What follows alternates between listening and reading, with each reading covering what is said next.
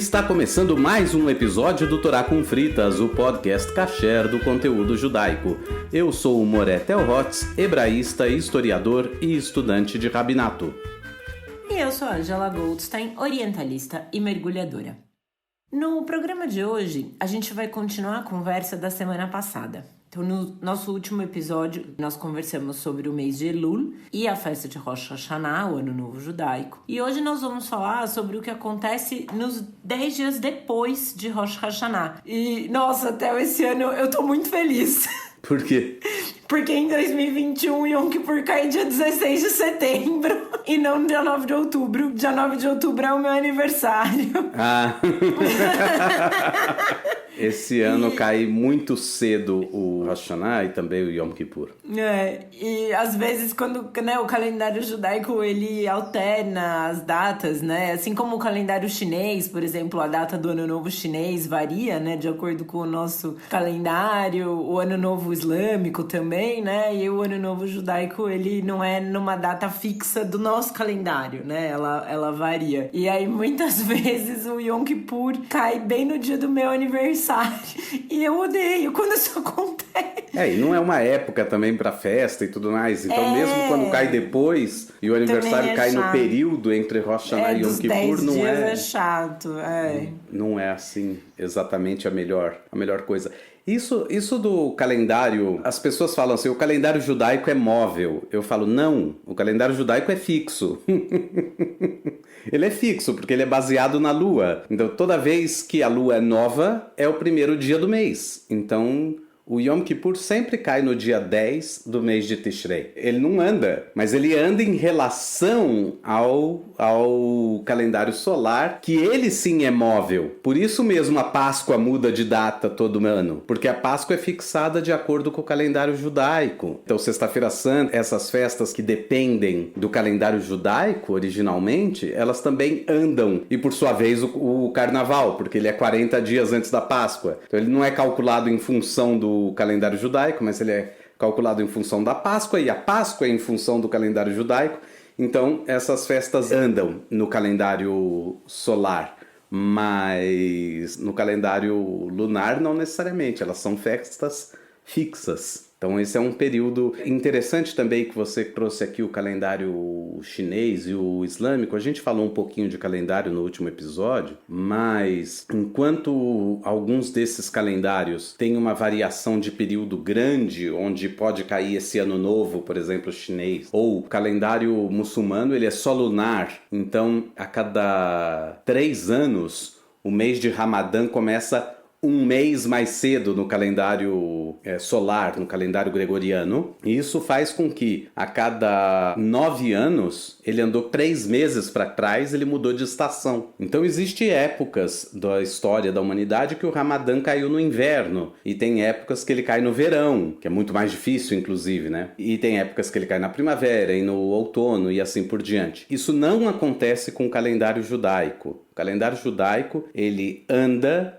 para trás mais ou menos 10 a 11 dias por ano, e aí quando ele vai completar um mês para trás, ou seja, depois de 3 anos mais ou menos, 10 dias deu 30 dias, aí se coloca o mês de Adar, que a gente falou no episódio passado, se coloca o mês de Adar antes da festa de Pessah, e aí empurra todo o calendário um mês para frente. Desse modo, o Rosh Hashanah e o Yom Kippur, eles vão variar no calendário, mas sempre entre setembro e outubro. Nunca vai ser em agosto, nunca vai ser em novembro, nunca. É sempre setembro ou outubro. Em geral, Rosh Hashanah cai em setembro e Yom Kippur, em geral, no começo de outubro. Mas esse ano tudo cai bem mais cedo. Eu imagino que Sukkot caia já em outubro. Deixa eu até confirmar aqui no...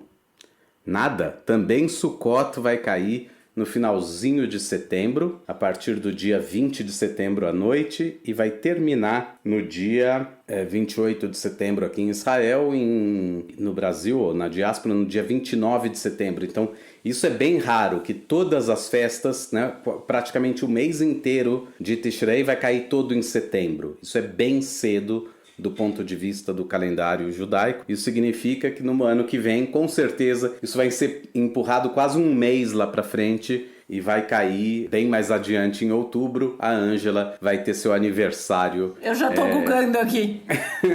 Cai dia 5 de outubro. Pelo menos o aniversário ainda tá salvo, né? Mas realmente ele cai bem mais pra frente do que esse ano. Bom, e só pra mencionar, Sukkot é uma outra festa sobre a qual a gente vai fazer um episódio. É a festa que a gente fica em cabaninhas. Interessante. Mas sem spoiler. Não, só para as pessoas se situarem. Não é um spoiler, é só uma situada. Bom, enfim, entre Rosh Hashanah e Yom Kippur, passam-se aí 10 dias, né? O Rosh Hashanah no dia 1º de Tishrei e o Yom Kippur no dia 10 de Tishrei. Então, não passam exatamente 10 dias. Porque o Yom Kippur cai 9 dias depois do Rosh Hashanah, no final das contas. Mas esse período de 10 dias é chamado de Yamim Noraim, dias temíveis. Lembra que a gente falava lá atrás, no outro episódio, dos 30 dias de Elul, mais os 10 primeiros dias de Tishrei, são os 40 dias aí de arrependimento. De acordo com a tradição, esses 10 dias, então, são os mais intensos dentro dos 40. E claro, são os mais intensos, porque como a gente falou, o Rosh Hashanah é o dia do julgamento e o Yom Kippur é tipo o último dia pro veredito divino. Então você ainda tem como, se você teve um julgamento não tão bom lá em Rosh Hashanah, ainda tem aí nesses últimos dias uma forma de convencer Deus do contrário, né? De mudar o seu veredito até o Yom Kippur. Lembrando, essa é toda a imagética, né, que foi desenvolvida tanto na Idade Antiga, mas sobretudo na Idade Medieval, de um Deus que se senta, que abre o seu livro, vê as ações do ser humano, julga de acordo com isso, aí ele inscreve no livro da vida e depois no Yom Kippur ele vai assinar no livro da vida e vai falar, agora está selado o seu destino. Aliás, daí o termo selar o destino, porque é justamente a tônica que tem o dia do Yom Kippur. Naquele dia é decidido tudo que vai acontecer para você no ano seguinte, e então Deus sela no final do dia o livro, e aí não tem como mudar. Claro, a tradição judaica diz que no final sempre tem como mudar alguma coisa, porque o arrependimento, a tshuvá, a oração, a tefilá, e a justiça social, a tzedakah, elas têm a capacidade de mudar aí um mau decreto. Alguma coisa ruim que fosse acontecer pode não acontecer de acordo com a mudança dos teus atos, da tua posição e assim por diante. Eu gosto muito do conceito da tzedakah ser um conceito de justiça social e não de caridade. Eu acho sempre interessante quando a gente fala disso. Porque a tzedakah, ela envolve você fazer alguma coisa pelo outro. Pode ser uma doação de dinheiro, pode ser uma doação de comida ou de roupa para a campanha do agasalho, enfim. Mas é um conceito que eu acho que ele é interessante porque ele vai além da caridade, não é só dar, é você tentar com isso fazer uma justiça social. Não é só o, não, tô fazendo aqui pra você se sentir bem, mas não, isso vai um pouco mais além, né? Quando a tzedakah é feita na sua essência, né? Quando a gente fala de caridade, a caridade ela tem ou a ver com você sentir-se bem com você mesmo, ou numa crença espiritual que você faz essa coisa boa e então uma coisa boa vai acontecer com você e teu lugarzinho tá guardado ou alguma coisa assim. Esse é maior o sentido da caridade. Outro sentido da caridade é o importar-se com o outro. Isso existe, mas de toda forma ainda continua no individual. Ou no auto-individual, né, centrado em você mesmo, ou no individual porque você olha para o outro, né, com uma visão de cuidado do outro. Agora, quando você fala de tzedakah, esse outro não é só um indivíduo outro, ele é já uma rede de indivíduos. Você já está falando de uma coisa que é uma comunidade inteira, que é uma coletividade inteira, é um bairro inteiro, é uma cidade inteira. Então, realmente, o conceito de tzedakah, ele é um pouco diferente do conceito de caridade. Inclusive, se a gente pensa na palavra caridade, que vem de caritas no latim, tem a ver com um ato de amor, né? É um ato por amor. Não estou discutindo, não estou falando que a caridade é ruim, não é isso. Estou dizendo que é um ato de amor, Mas não é uma obrigação religiosa dar a caridade. Você pode demonstrar amor pelo outro de outras formas. Enquanto na tradição judaica, a tzedakah é uma obrigação. Ninguém aqui está perguntando se você quer dar ou não. Se você vai dar porque você está com o coração sentindo que precisa dar uma ajuda para tal instituição ou para tal pessoa ou assim por diante. Não. Você faz isso porque é uma obrigação religiosa você tentar consertar o mundo, aprimorar o mundo. É uma das bases do pensamento judaico. A gente falou disso lá nos primeiros episódios sobre o que Deus espera da gente, né? E uma das respostas judaicas é: ele espera que você consiga ser o parceiro dele nessa criação. O Rabi Akiva acredita que o mundo foi criado de uma maneira imperfeita ou incompleta, justamente porque o ser humano pode ir lá completá-lo e aperfeiçoá-lo. Esse é o chamado do ser humano. Então o ser humano, ele tem essa obrigação moral, espiritual, ética, religiosa de transformar a sociedade para algo melhor, de transformar a sociedade, de aprimorar a vida humana aqui na Terra. Acho que isso aí a gente acaba esbarrando um pouco no conceito do Tikkun Olam, e acho que vale a gente depois pensar em fazer um episódio falando sobre isso mais aprofundadamente. Aprofundadamente é a palavra? Em maior Acho profundidade? A pessoa mergulhadora não sabe esses conceitos. Não sabe o conceito de profundidade. Não sabe.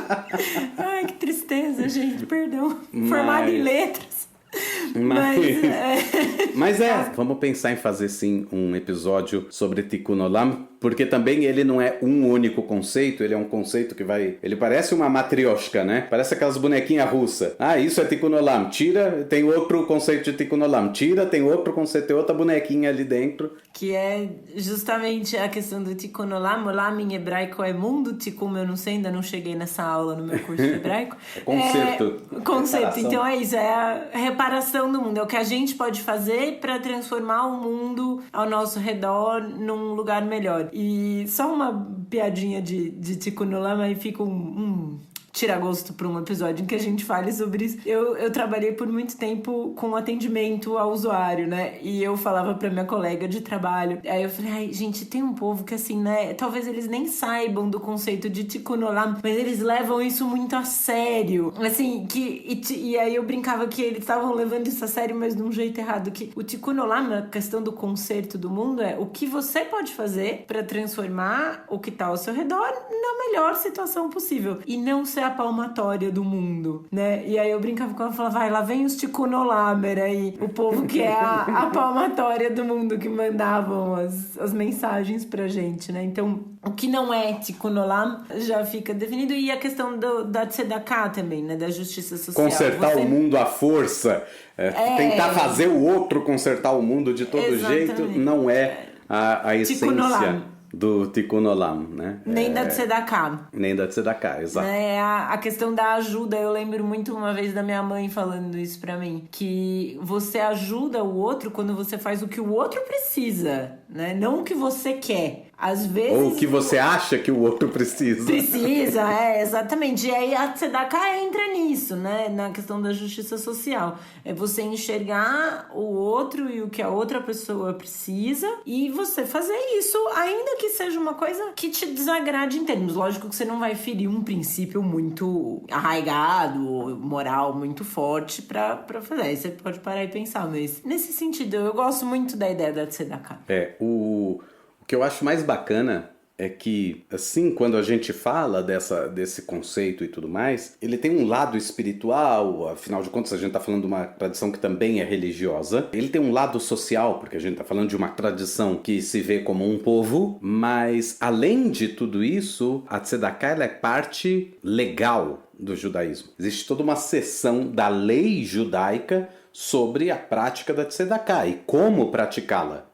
O que é praticar tzedakah e como. E definir o que você pode achar que é tzedakah e de repente não está incluso ali na lei judaica. Então, é bem interessante. No dia que a gente for falar sobre tzedakah, talvez trazer também, pincelar aí, com falas de dentro da lei judaica, para a gente entender como é que se fala em níveis de tzedakah. Mas, enfim, tudo isso para dizer que essa tzedakah, como parte desse conserto da sociedade, ela também conserta a sua alma. Ela faz bem para a sua alma no sentido de que você aprimora a você mesmo. A tchuvá, o arrependimento, a tefilá, a oração e a tzedakah aprimoram você. No que você se aprimora, você se torna um pouco melhor, então isso pode afastar o tal mau decreto. Essa é a lógica espiritual que o judaísmo enxergava ali. Agora, quando a gente fala assim, às vezes pode dar a impressão, sei lá, de que é tipo um ato mágico, né? Eu faço ali um abracadabra e pronto, agora a minha vida é uma maravilha. E não é isso. A gente tem que lembrar que toda essa liturgia também ela foi formada numa época que o imaginário humano é muito mágico. Então é muito fácil você imaginar uma divindade sentada no seu trono abrindo um livro e lendo esse livro. Ou, como diz a liturgia judaica no Yom Kippur, ele abre o livro que se auto-lê. Era tipo um e-reader. Ele abria, é um audiobook. É um audiobook.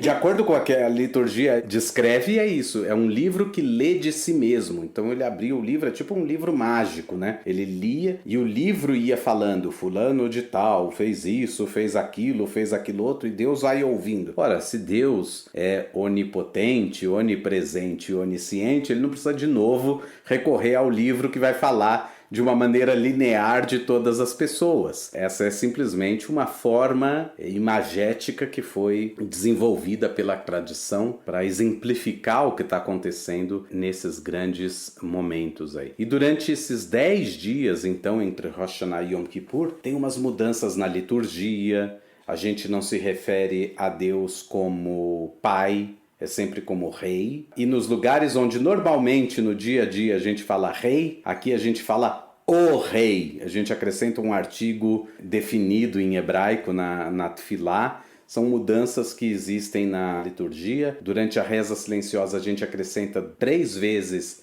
pedidos para que sejamos inscritos no livro da vida. Então tudo isso vai criando essa ambiência do dia do Yom Kippur que vai se aproximando. Lembrando, o shofar era tocado lá nos dias de Elul, né, toda manhã do mês de Elul. O shofar é tocado em Rosh Hashanah e depois disso não mais. Então durante esses 10 dias, esse trabalho espiritual de parar para pensar nas suas ações e em onde você pode melhorar, em onde você já foi bom o suficiente e você quer repetir, é muito mais difícil, porque ele não tem aquele momento do dia que você vai ouvir o shofar que te lembra de fazer isso. Você simplesmente tem que acordar por você mesmo. Isso marca a solenidade toda desse período até chegar no Yom Kippur, que por si só é chamado de dia da expiação, mas também não é um ato mágico, não é? Passei pelo Yom Kippur, então tá tudo certo. Não. E existe aí práticas e coisas específicas do Yom Kippur que marcam muito esse dia. Acho que a que mais marca e que muita gente sabe, assim, né, quem não é da comunidade, quem não é judeu e sabe do Yom Kippur, assim, já ouviu falar, é a questão do jejum, né? Acho que essa é a prática mais conhecida. E o jejum, ele é muito conhecido. Jejum de 25 horas, né? Ele começa um pouco antes do pôr do sol. 18 minutos. Né? E termina depois ali do pôr do sol do dia seguinte. Então é um total de 25 horas de jejum. Ele é chamado de Shabbat Shabbaton, quer dizer, o dia, né? O Shabbat do Shabbatot. Né? Mas ele não é uma coisa assim que você jejua para conseguir um favor divino. Não é isso. Essa não é a ideia. Né? Exatamente. Essa não é. O jejum, ele coloca a gente numa perspectiva diferente. Quer dizer, a gente quando faz a tzedakah, voltando para a tzedakah, a gente faz a tzedakah para aquele que mais precisa, mas não necessariamente a gente entende a pessoa que passa necessidade, quando a gente não passa necessidade. O jejum, ele tem algumas características interessantes. Você não entende alguém que está passando fome se você não passar fome. Agora, olha que coisa louca, 25 horas é suficiente para você sentir algo que aquelas pessoas sentem muitas vezes todos os dias, ou várias vezes durante a semana, e assim por diante. Então ele te coloca em perspectiva da vida, ele te enfraquece. O jejum, ele te mostra o quanto você é finito. Você é tão acostumado como ser humano a ser o bonzão, né? O rei da cocada preta, é a imagem e semelhança de Deus e não sei o quê. E de repente, numa perspectiva de jejum, você sem água e sem comida, você se sente à beira do fim. Você se sente como que, nossa, nunca tinha percebido como a minha vida é frágil. E quando você percebe a fragilidade da vida, você então dá mais valor a ela. E aí você escolhe pela vida. Essa é toda a tônica do Yom Kippur. Então você escolhe ser melhor. Porque a sua vida é significativa.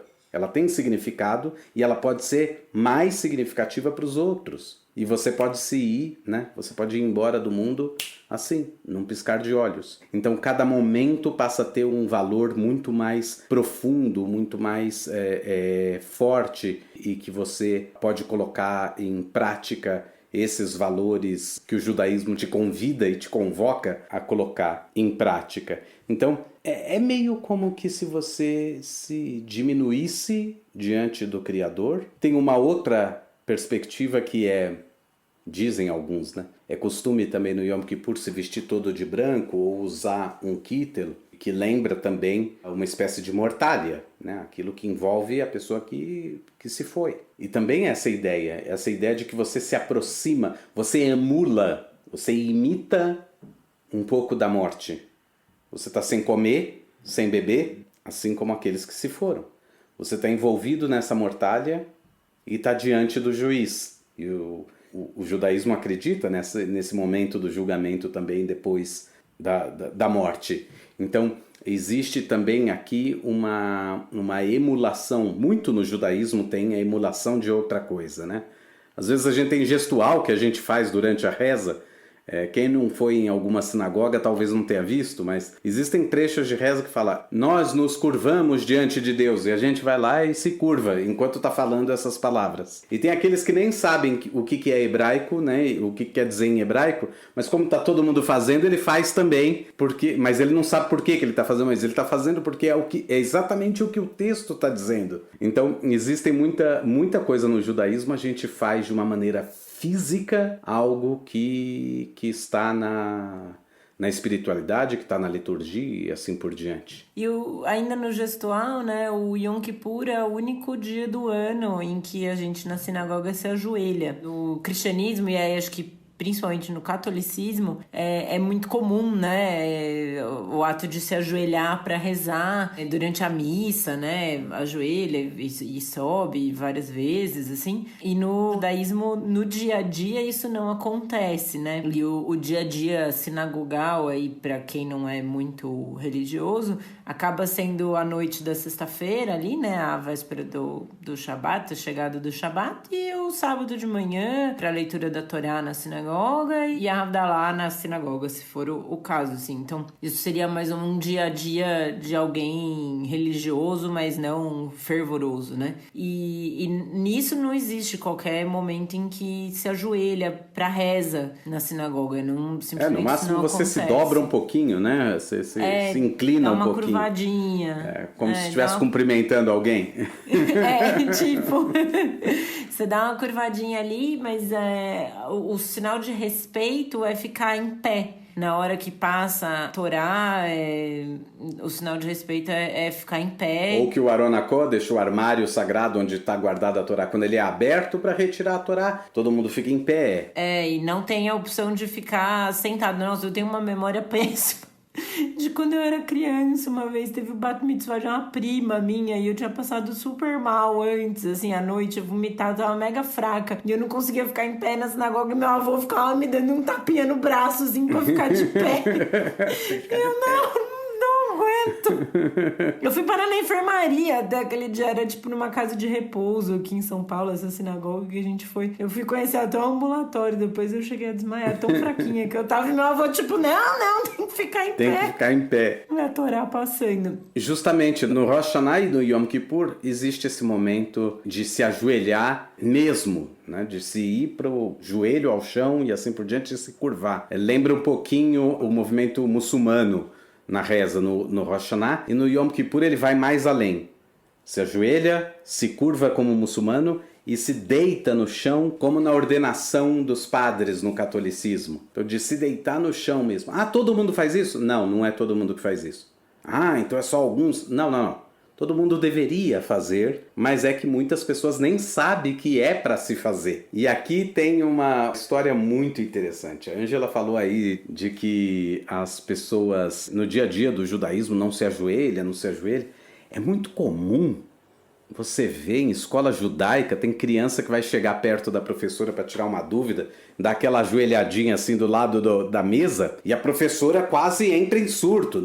Levanta, judeu não ajoelha. E é uma coisa assim, é um frenesi, também não precisa nada disso, mas é um frenesi que existe. As pessoas na comunidade têm essa de, não, pelo amor de Deus, se ajoelhar. E eu fico pensando, como é que a pessoa tira um sapato debaixo da cama, gente? É assim, você se ajoelha, mas você não se ajoelha no sentido de cultuar outra coisa. Isso o judeu não faz, exceto no dia de Rosh Hashanah e de Yom Kippur. Mas é tão forte essa mentalidade de não ajoelha, que todo ano lá na CIP, eu lembro que no final do Yom Kippur, vinha algumas pessoas me falarem assim, ou às vezes no final do Musaf, no meio da tarde, as pessoas falavam assim, o que é isso agora que as pessoas, os rabinos estão ajoelhando? Nunca vi isso. Aí no ano seguinte, a mesma pessoa vinha e me falava, o que é isso agora que os rabinos estão aí ajoelhando? Nunca vi isso.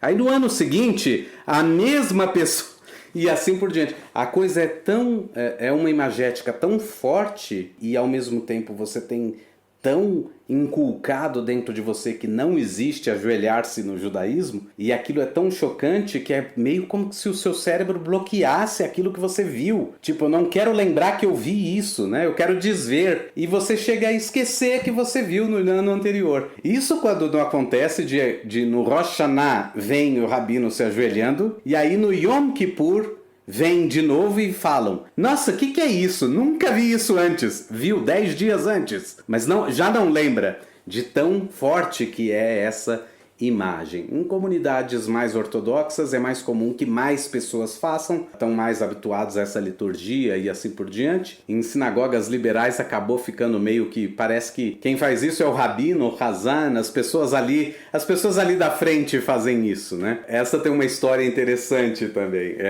Um colega meu que estava na sinagoga rezando, não é rabino, não é nada, ele estava lá rezando, chegou nessa hora. Ele não teve dúvida, né? Era no meio do jejum de Yom Kippur, lembrem-se disso. Tenho isso em mente. E aí chegou a hora. Ele simplesmente se ajoelhou no chão. No que ele se ajoelhou, uma pessoa do lado dele pegou ele assim e falou, você tá passando mal?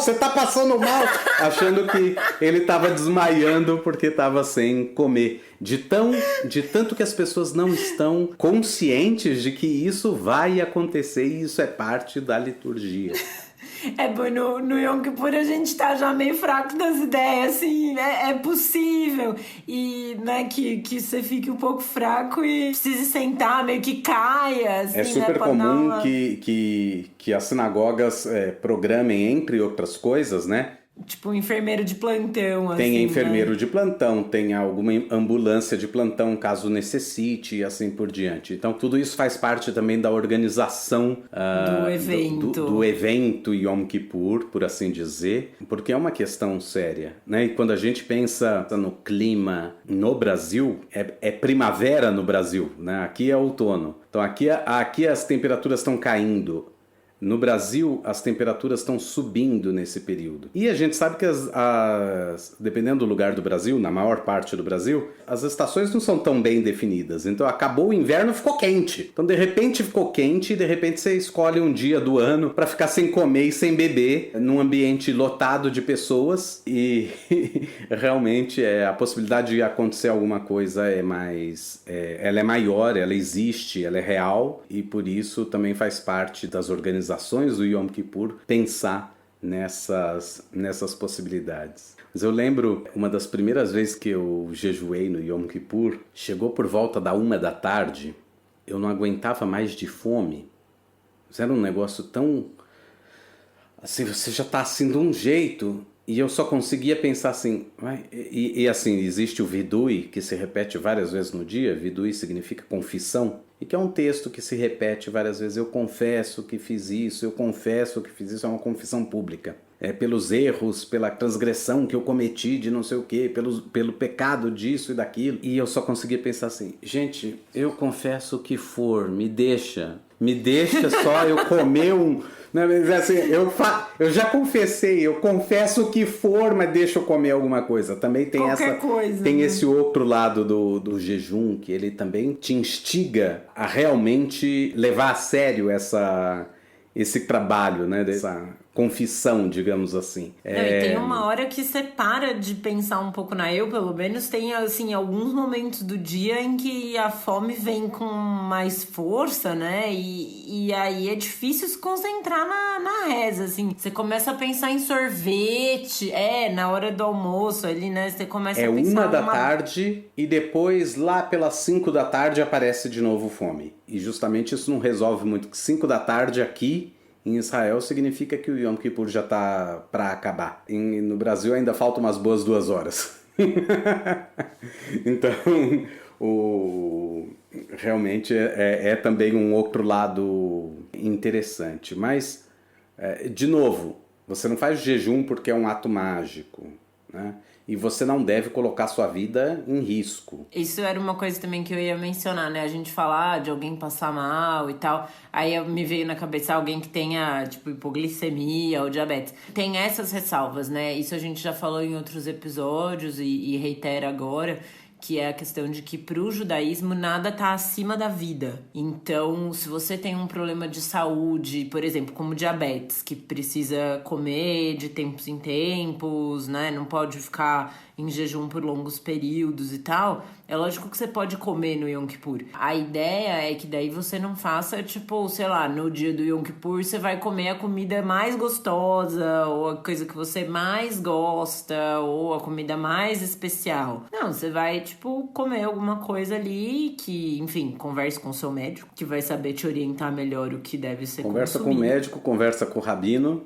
Não pega só a opinião do rabino e não pega só a opinião do médico, pega a opinião dos dois e chega a uma conclusão. Mas é isso. Existem pessoas que não têm como ficar 25 horas sem água. Mas isso não significa que ele vai chegar lá e abrir uma garrafa de 1 litrão lá de água... Na frente de todo mundo, e beber. né? Não, você vai lá disfarçadamente, pega um copinho desse, copinho tipo um copinho de café, ou meio copinho desse de água, pega um pouquinho de água no bebedouro e toma.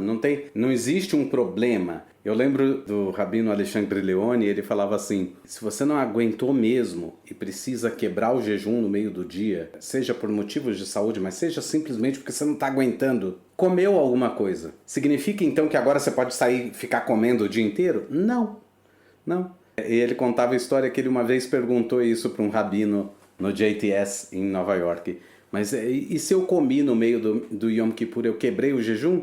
Aí o rabino falou, não, você só interrompeu ele por um instante. O que você faz em seguida? Você retoma o jejum. Não importa que você comeu alguma coisa, retome o seu jejum. Existem aqueles que vão falar, uma mulher que esteja grávida não pode jejuar. Olha, eu não vou dar aqui minha opinião como rabino, porque não sou ainda, nem como médico, porque nunca fui e não pretendo ser. Mas sim, eu já vi autoridades que vão dizer que uma mulher, não a maioria, na verdade, pouquíssimas autoridades vão dizer uma mulher grávida não jejua, e a maioria das autoridades, seja médicas, seja rabínicas, diz que a mulher pode jejuar sem problema nenhum. Um dia não é o grande problema, a não ser que ela tenha uma gestação problemática. Mas aí ela está sendo acompanhada, então aí ela sabe, e cabe a ela dizer para o médico assim, assim, assado e tudo mais, e chegar aí a qual é a conclusão de como isso é feito. Mas, de novo, justamente porque a vida é o maior valor, justamente porque o jejum não é um ato mágico, que se você não fizer ele totalmente como tem que ser, que de repente nada de bom vai acontecer pra você, vai acontecer um horror. Não vai acontecer um horror.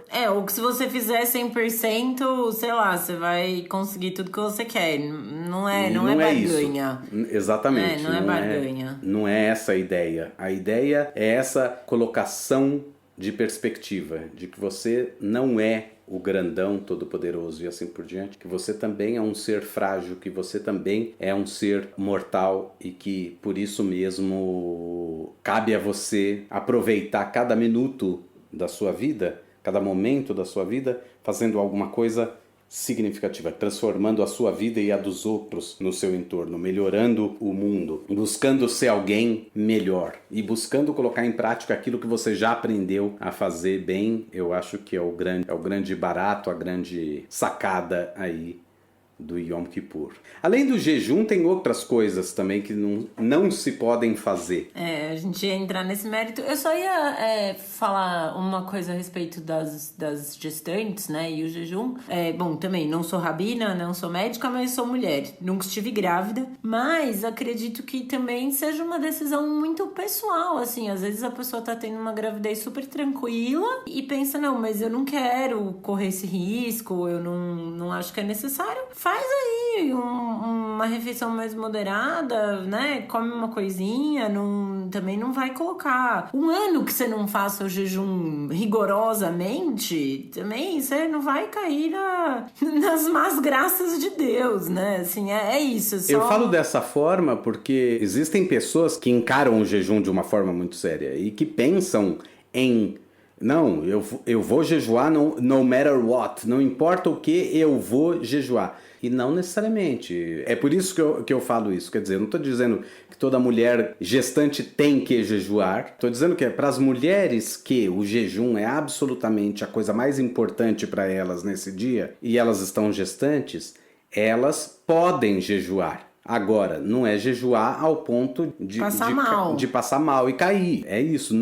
Isso para nenhuma pessoa, não é só para mulher gestante. Nenhuma pessoa deve jejuar ao ponto de achar que vai cair se tentar ficar em pé. Então, é esse que é a grande sacada. A ambulância tá lá, mas a gente não quer que ela seja acionada. Exatamente. A ambulância tá lá, mas não é para ser acionada. É justamente por segurança apenas, né? E que mais, então, Theo? Temos a questão do jejum e a gente vai, depois, mais pro fim do episódio, dar umas ideias aí de como fazer isso de uma maneira mais tranquila, né? Eu acho que a gente tá chegando nesse momento final já de dicas para um jejum. Você quer jejuar no Yom Kippur? Existem dicas. Mas fora o jejum, existem outras coisas que não se faz nesse dia. Não se abstém só de comida e de bebida, se abstém de outras coisas também. Apesar do Yom Kippur ser chamado de Shabbat dos Shabbatot, o Shabbat, Shabbaton, existem coisas que são permitidas fazer no Shabbat que você não faz no Yom Kippur.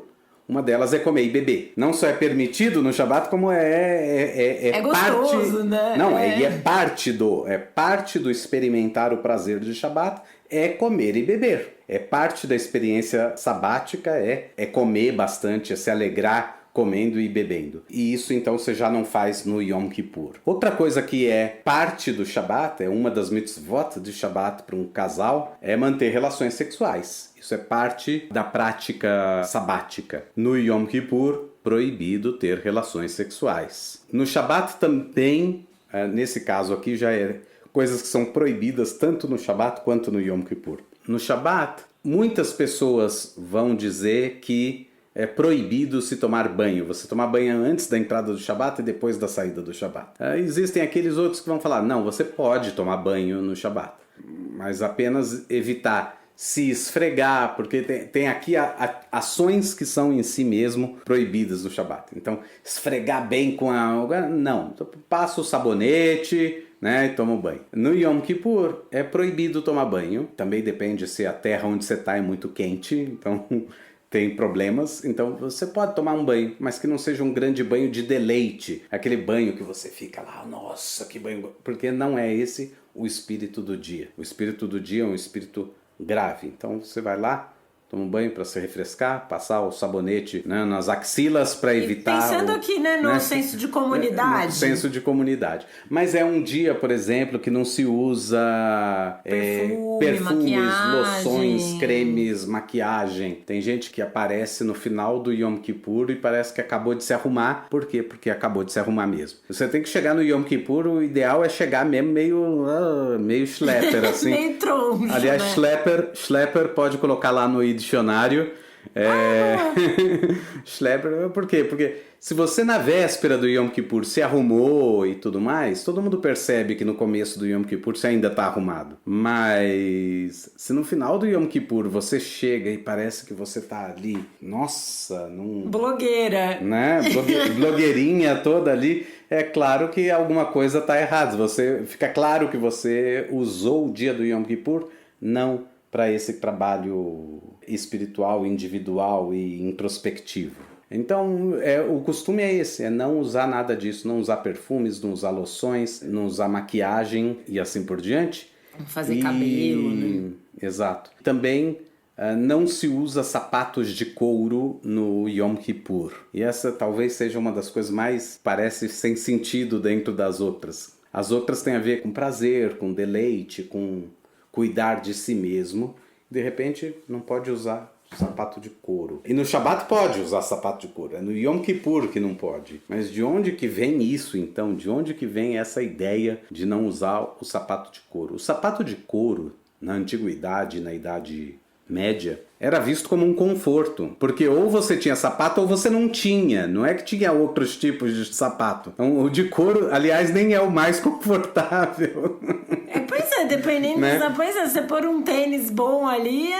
Mas a ideia toda era essa, era se abster de algo que é um conforto para você. Só que aí acabou ficando que a Halahá fixou, a lei judaica fixou a proibição de usar sapatos de couro. Então, as pessoas não usam sapato de couro. É muito comum você ver lá o rabino todo com seu terno e gravata e não sei o quê, e um tênis ou um terno e gravata e croques.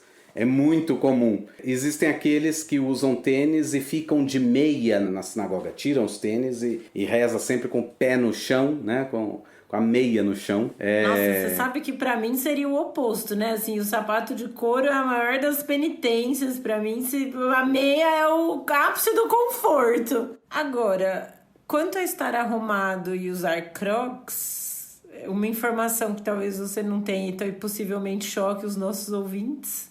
Eu fui ao meu baile de formatura de crocs. Aí, tá certo. Eu não sei usar sapato de salto alto. Você vai dançar até a noite, Exatamente. Virar a noite, não sei o que, vai ficar de sapato, Deus me livre. Eu não sei usar salto alto, nunca soube, detesto, acho horrível. Então, pra mim, o Yom Kippur, acho que se me desse um salto 10, tava ali toda trabalhada no desconforto. No desconforto e na penitência, né? Nossa, pior que ajoelhar no milho. O que eu costumo fazer é usar All Star. Por quê?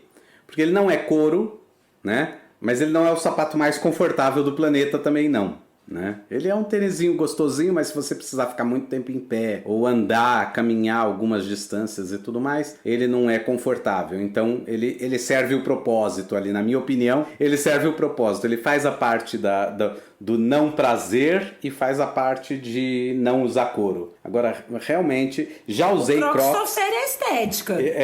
Exato, eu já usei Crocs, então assim, uma meia com Crocs, não tem nada mais confortável você andar com meia e Crocs.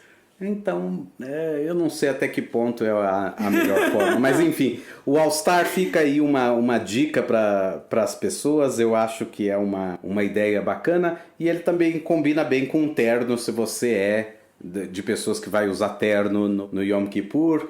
Na diáspora é muito comum as pessoas usarem terno no Yom Kippur. Em Israel, as pessoas andam descoladas, tanto no dia a dia quanto em dia solene. Tirando as pessoas que são super ortodoxas, a maioria das pessoas usam uma calça de linho, uma camisa branca por cima e pronto. Estão prontos para o Yom Kippur. Não precisa ficar... Inclusive rabinos que se vestem assim. E das dicas pro jejum, Theo, de durante o dia e um pouco antes, assim, a minha dica é que, enfim, como o jejum ele começa, né, 18 minutos antes do pôr do sol, do Rosh Hashanah, então você tem que, nessa hora... Do Yom Kippur. Do Yom Kippur, desculpa. A sua refeição tem que acabar antes dessa hora, né? Então você não é que você vai começar a comer ali você tem que tá com o dente escovado. Exato. Né? E recomendo fortemente que escove o dente, porque isso também sempre ajuda um pouco a fome a passar. Então, assim, fazer, né, ali por volta de 4 da tarde, mais ou menos, é quando a gente vai fazer essa última refeição. E aí a minha dica é fazer uma refeição mais farta, assim, pra dar uma segurada ali, pelo menos até o café da manhã do dia seguinte, pra você ficar mais... Não é pra comer de se entupir loucamente, né? Esse não é o intuito. Mas talvez comer alguma coisa com mais proteína, talvez uma carne com batata, assim, como diria minha mãe, uma comida com sustância. O ideal é não ser salgado, isso é muito importante. E álcool também não é bom, porque álcool dá sede, né? Exato, não tomar muita vinho. sede. Então, evitar vinho. Eu acho que batata cozida e carne são as melhores coisas nesse sentido, com pouquíssimo sal. Para quem não come carne, então eu vou sugerir algo que lá na minha casa a gente chamava de sopozil, que é a sopa da minha mãe. Minha mãe é a dona Zilda, então era sopozil, que é basicamente uma sopa que ela tem arroz, e ela tem macarrão, e ela tem batata, e ela tem cenoura, e ela tem aquela mandioquinha, ou batata baroa, enfim. Então ela não é uma sopa líquida, ela é uma sopa mais cremosa mesmo, e pouco sal. E ela tem bastante coisa ali que dá sustância, né, e que ajuda você a se manter por horas aí. Agora, por que isso não é... Isso é errado, você está burlando o jejum. Não, ninguém está burlando o jejum nenhum. Eu sempre vejo pessoas que falam assim, mas se você comer imediatamente antes de começar o jejum, você tá empurrando o seu jejum, você não começa o jejum de jejum. E eu falo, não, exatamente o contrário. Começar o jejum em jejum. Você começa o jejum porque no momento que você terminou de comer. Se você comeu muito mais cedo, é que você começou o jejum muito mais cedo. E aí é muito mais difícil você parar ele depois. Então, jejum no momento que você terminou de jantar e não vai comer mais nada, você já está de jejum. Tanto é que o café da manhã é o desjejum, né? É que nem quando você vai fazer um exame médico desses que você tem que fazer o exame em jejum, gente. Tipo, jejum de 8 horas. Você não começa o jejum das 8 horas 3 horas antes, né? Tipo... Senão é 11 horas. Mas senão é 11 horas, né? Exato. Então você não está burlando nada. Tem outra coisa. Essa Seudá Mafseket, que é essa refeição de encerramento desse período dos 10 dias, ela é tida como uma mitzvah. É uma refeição festiva. Por quê? Porque você está prestes a entrar no Yom Kippur, o dia da expiação, e você tem confiança em Deus de que você vai conseguir expiar todas suas transgressões. Então também tem essa ideia da festividade. Fora isso, realmente, 25 horas é muito. Então, mais que 25 horas seria algo que você não precisa se impor isso a você mesmo. Então, não faça. Outra dica: evite fazer dessa última refeição uma refeição assim, vou comer algo frugal, vou comer maçãs e peras e banana e não sei o quê. Primeiro, isso não vai fazer você aguentar muito tempo. Depois de poucas horas você vai morrendo de fome, porque fruta é digerida muito rápido. Especialmente maçã, que abre o apetite, gente. Pelo amor de Deus, a dica você ouro é não comam maçã. A maçã, ela abre apetite e aí você vai ter mais fome ainda. Fora isso, a possibilidade de, se você comer muitas frutas e você é uma pessoa que não está acostumada a comer muitas frutas, disso... Pode dar um revertério. Dar um revertério, te desarranjar de alguma forma, é grande a chance. Então não faça isso. Não faça isso. É melhor não fazer isso. Não comer uma comida que seja frugal demais, não deve ser legal. Massa também não é a melhor das ideias, porque apesar de ser bem gostoso, o macarrão você digere rápido, né? Exatamente. Então, tipo, Exatamente. comer, eu vou fazer um macarrãozinho ali, óleo aqui é meio furada, assim, inclusive porque macarrão ali óleo combina muito bem com vinho tinto. E aí você já tá ali acrescendo erro em cima de erro, porque o álcool vai te dar sede, você não vai poder tomar água. Deixa pra comer depois do Yom Kippur. O alho e óleo com vinho tinto é uma boa dica. Outra dica no dia, né, na véspera do Yom Kippur, faça várias pequenas refeições durante o dia. Comer várias vezes pequenas porções, até o momento dessa grande refeição, porque isso vai te ajudar também a se manter com mais tranquilidade. Lembrando, a gente cumprimenta as pessoas no Yom Kippur com as palavras Tzom Kal, um jejum leve, um jejum fácil. Então ninguém está esperando que você vai fazer um jejum que você morra. As pessoas te desejam que você faça um jejum que seja fácil passar por ele, que seja tranquilo passar por ele. Evitar sal a gente já falou. Durante a véspera também, além das refeições pequenas, das várias refeições pequenas durante o dia, beber bastante água durante esse dia e se hidratar bastante. Isso também vai te ajudar lá na hora do jejum propriamente dito. E eu acho que essa talvez seja a dica de ouro que a Ângela falou, da cafeína. É bom se afastar da cafeína já com mais antecedência. Já no dia seguinte do Rosh Hashanah, você já pode começar a diminuir suas quantidades de café. A cada dia beber menos café, até que de repente 2 dias antes, ou pelo menos a véspera, você passe totalmente sem cafeína, sem café, sem chás e assim por diante, sem cafeína. Por quê? Boa parte das pessoas em jejum experimenta dores de cabeça, mas muitas vezes as dores de cabeça não é por causa da falta de comida ou da falta de água, muitas vezes é pela abstinência da cafeína. Se você conseguir diminuir as quantidades de cafeína, você acostuma ao seu corpo e aí você consegue passar um dia de jejum e sem cafeína, sem sentir dores de cabeça. Assim eu espero, então, que vocês tenham um jejum leve, um tzom kal. E, bom, então, com essas dicas e especialmente essa dica de ouro da cafeína do Theo, a gente vai encerrando o episódio de hoje. E antes disso, a gente queria deixar as dicas de filmes sobre o tema do episódio, né? Na semana passada, eu tinha mencionado de não ter dicas sobre filme de Rosh Hashanah. É que, na verdade, eu queria um filme de barraco de Rosh Hashanah e isso não existe. Eu vou escrever pra Netflix. E aí, mas eu lembrei de um filme chamado Yippee, Alegria de Viver, que em português a tradução é essa e em inglês era Yippee, O Segredo da Felicidade Judaica, era um nome assim. Achei que a tradução do português é menos pretensiosa, assim, né? Mas é um filme muito bom, é um filme de 2006 e eu assisti esse filme uma única vez acho que 2006, 2007, naquele cinema Reserva Cultural lá da Paulista. Ele é um documentário sobre uma peregrinação anual que muitos judeus fazem ao túmulo do Rabi Nachman. Essa peregrinação é feita até uma cidadezinha ucraniana chamada Uman e são cerca de 25 mil homens que embarcam nessa peregrinação anualmente. E o diretor do documentário decide participar dela para poder rodar o filme. E o ápice da peregrinação, assim, ela culmina na noite de Rosh Hashanah, né, na véspera de Ano Novo Judaico. Então é um filme bem legal para assistir, um pouco complicado de achar, mas que vale muito a pena. É muito bacana. O segundo filme que eu queria indicar é Kippur, do diretor israelense Amos Gitai. A gente já recomendou outro filme dele aqui no podcast e provavelmente ainda vai recomendar outros, porque ele tem uma produção super boa e igualmente extensa, assim, e tá produzindo ainda, né, o Gitai. E o filme fala sobre a guerra do Yom Kippur, que aconteceu em 1973, quando o Egito invade o Estado de Israel. E é um filme bastante pessoal, porque o próprio Gitai serviu nessa guerra. Ele serviu como piloto de helicóptero e ele participou de alguns resgates. Então tem esse cunho pessoal ainda dele, é bem interessante. Esse acho que tem no MUBI, se eu não me engano.